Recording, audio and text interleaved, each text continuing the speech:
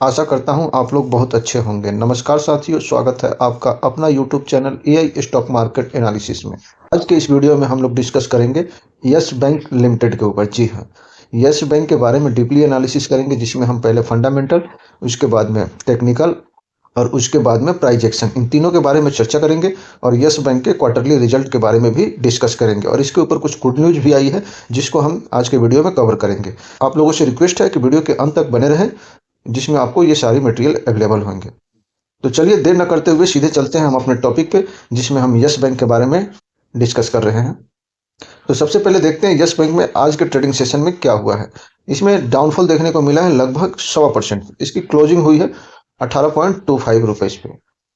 और यही yes bank में काफ़ी दिनों से कंटिन्यू गिरावट देखने को मिल रही है, जो कि अगर हम 5 ट्रेडिंग सेशन में देखते हैं तो यहाँ पर भी हमें लगभग 1% का डाउनफॉल देखने को मिल रहा है।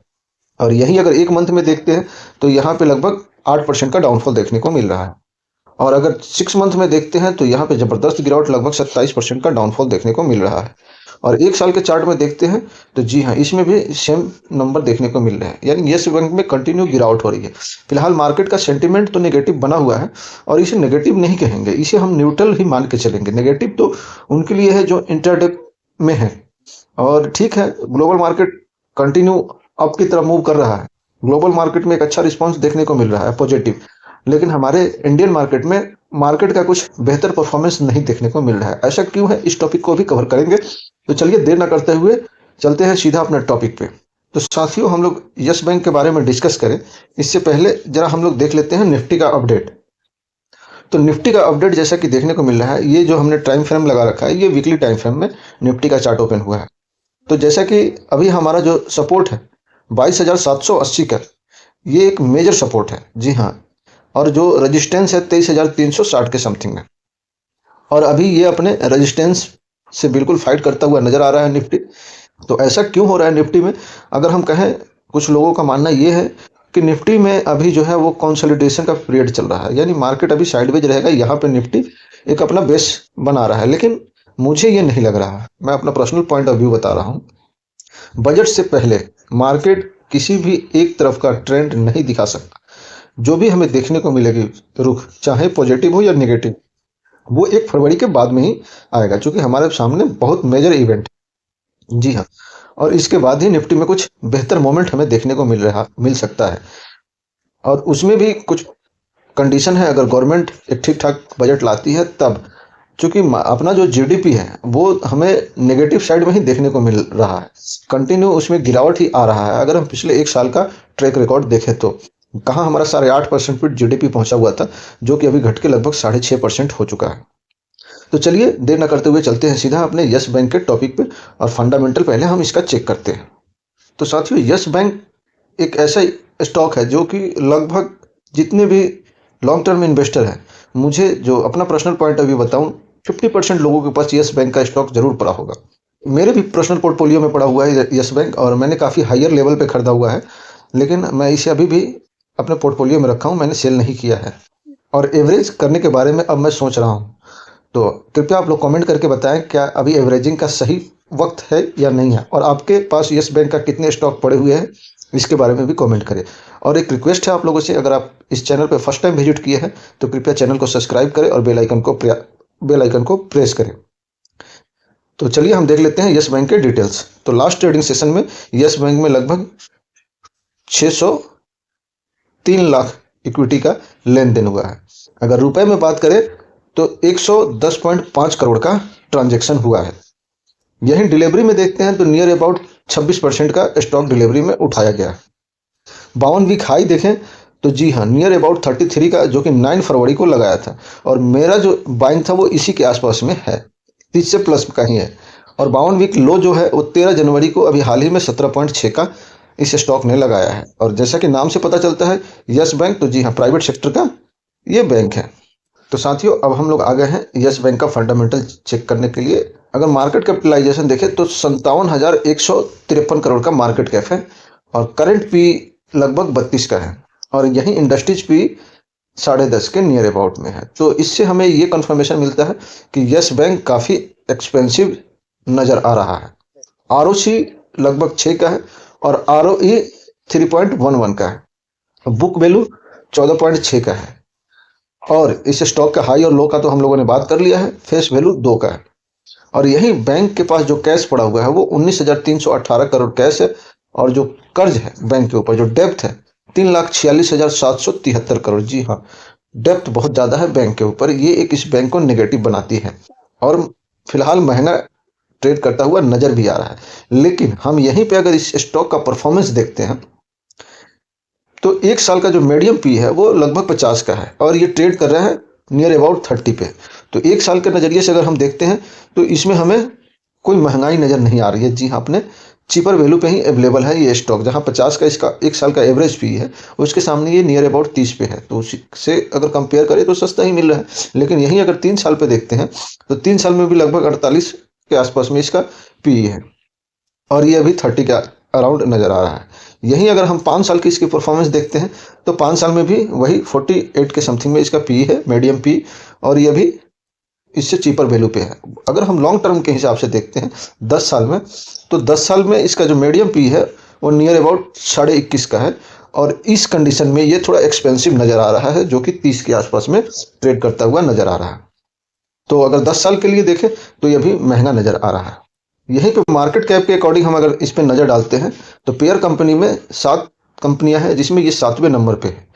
और अगर पी से हम देखें तो सबसे एक्सपेंसिव नज़र आ रहा है। जी हाँ, बैंकों का मीडियम पी 10 का है और वहीं ये नियर अबाउट 32 पे है।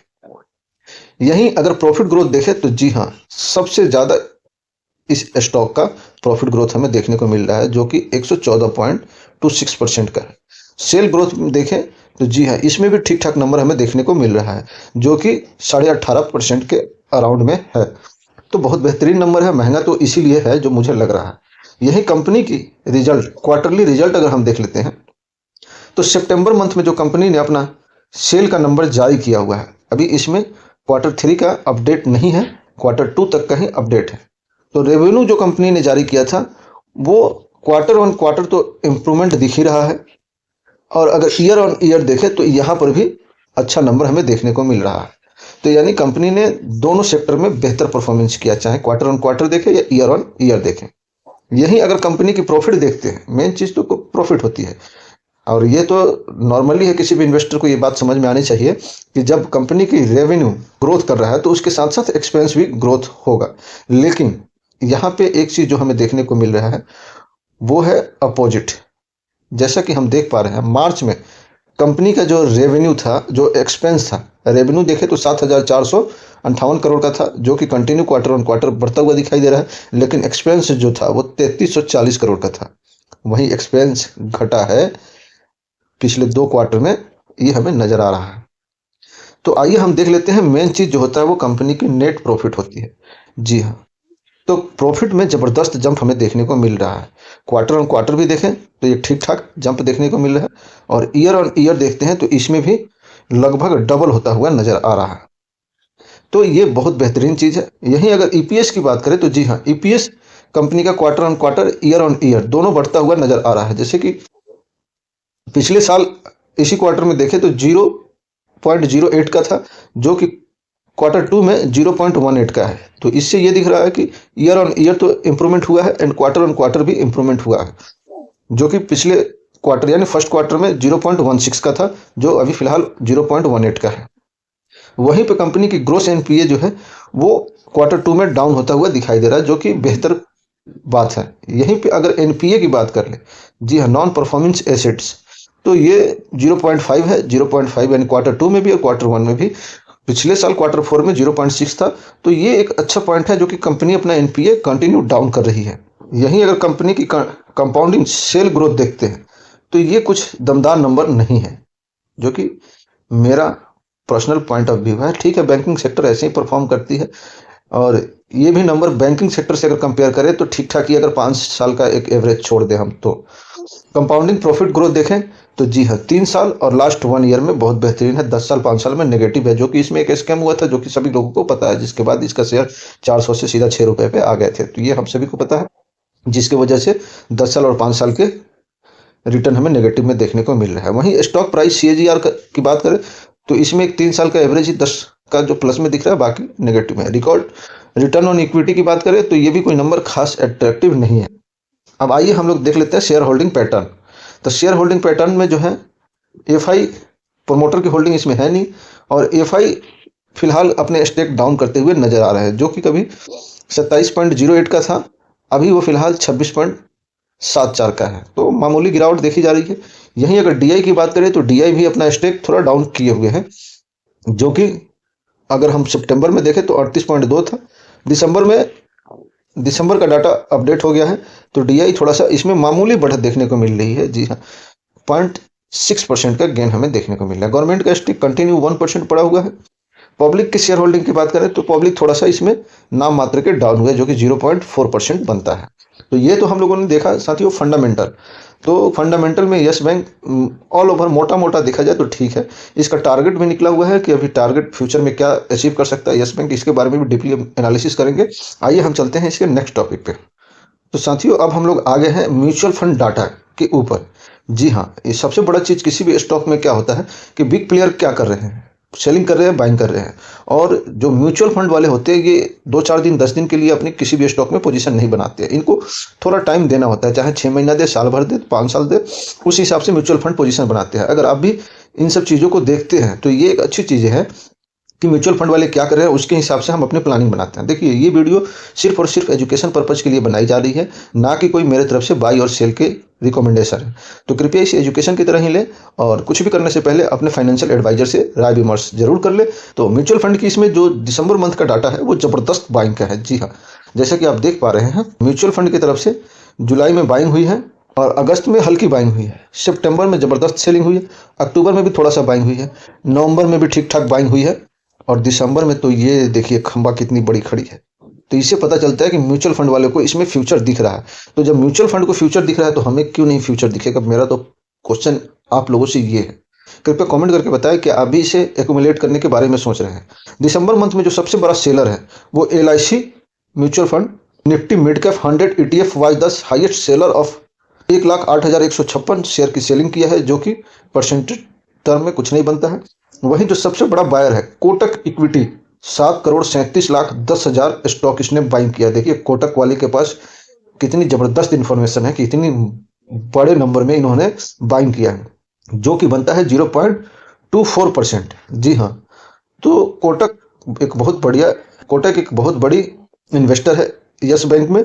तो इसके हिसाब से अगर आप चाहें तो प्लानिंग कर सकते हैं। अब चलिए देर न करते हुए, वीडियो काफ़ी लंबी हो रही है, हम चलते हैं सीधे चार्ट पे, और इसमें टेक्निकल और प्राइस एक्शन क्या बनता है इसको देखेंगे, और इसके बाद में इसमें जो रिजल्ट के बारे में न्यूज़ है उस न्यूज़ को हम लोग कवर करेंगे, और इसका टारगेट क्या निकल रहा है इसको भी हम लोग देखेंगे। तो साथियों अब हम लोग आ गए हैं यस बैंक के चार्ट पे, और 1 वीक का ये टाइम फ्रेम में चार्ट ओपन है। तो जैसा कि आप देख पा रहे हैं करेंटली जो स्टॉक ट्रेड कर रहा है लगभग 18.25 पे, और इसका जो मेजर सपोर्ट है, हम लोग बात कर रहे हैं मेजर सपोर्ट और मेजर रेजिस्टेंस का। जी हाँ, जो मेजर रेजिस्टेंस है वो लगभग 20 रुपए का है। जी हाँ, नंबर एक बार फिर सुन ले, 20.25 का। और जो मेजर सपोर्ट है वो लगभग 15 रुपये 70 पैसा 15.70 का मेजर सपोर्ट है, और रेजिस्टेंस भी हमने आपको बता दिया। और स्टॉक अभी इस बीच में अगर हम कहें तो कंसोलिडेट हो रहा है, और आज का जो ये पैटर्न बना हुआ है इसमें एक हमें डोजी कैंडल बनता हुआ नजर आ रहा है। और जैसा कि ये सप्ताह अभी आज क्लोजिंग हो गई, अब नेक्स्ट सप्ताह नेक्स्ट कैंडल यहाँ पे बनेगा, और ये कैंडल अगर ब्रेकआउट देता है 20 का 20.25 का अगर ब्रेकआउट देता है तो फिर स्टॉक में एक अच्छा तेजी देखने को मिल सकता है। तो चार्ट के बारे में हम लोग ज़्यादा डिस्कस नहीं करेंगे क्योंकि वीडियो काफ़ी लंबी हो रही है, तो जिन्हें देखना है वो जरूर अंत तक बने रहेंगे।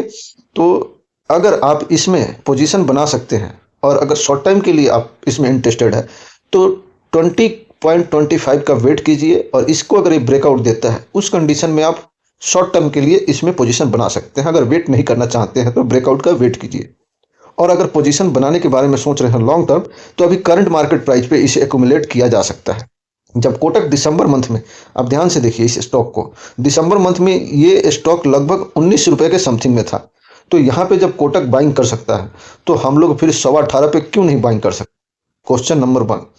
और अगर नीचे आता है 15 रुपए के आसपास में तो थोड़ा सा और एवरेज कर लेंगे, और नहीं तो अगर ब्रेकआउट दे देता है तो फिर हम यहाँ 20 रुपये 20.5 के समथिंग में, यानी 20.25 के ऊपर प्राइस अगर जाता है, वीकली टाइम फ्रेम पे क्लोजिंग आती है, तो हम इसे फिर एकोमुलेट करेंगे और फिर लंबी जर्नी के लिए एक अच्छा रैली देखने को मिल सकता है। जैसा कि आप यहाँ पे देख सकते हैं कि जब यहाँ पे साइडवेज हुआ है ये स्टॉक, उसके बाद इसमें कितनी ज़बरदस्त रैली देखने को मिल रहा है। अभी इसमें मैं फिबोनाची का भी रिप्लेसमेंट अगर लगाता हूँ, आइए लगा के देख ही लेते हैं।